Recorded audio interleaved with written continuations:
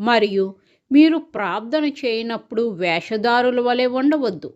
మనుషులకు కనబడవలెనని సమాజ మందిరములలోనూ వీధుల మూలలలోనూ నిలిచి ప్రార్థన చేయుట వారికిష్టము. వారు తమ ఫలం పొందియున్నారని నిశ్చయంగా మీతో చెప్పుచున్నాను.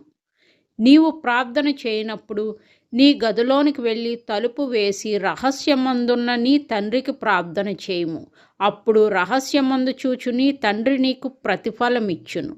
మరియు మీరు ప్రార్థన చేయనప్పుడు అన్యజనుల వలె వ్యర్థమైన మాటలు వచింపవద్దు.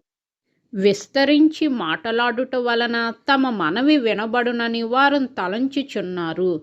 మీరు వారి వలె ఉండకుడి.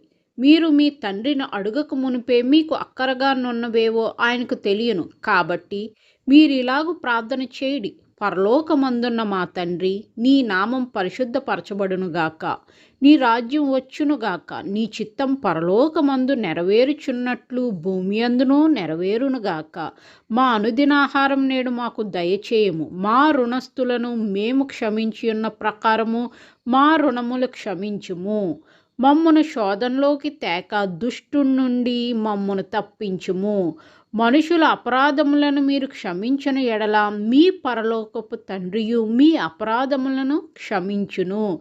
మీరు మనుషుల అపరాధములను క్షమింపకపోయిన ఎడల మీ తండ్రియు మీ అపరాధములను క్షమింపడు.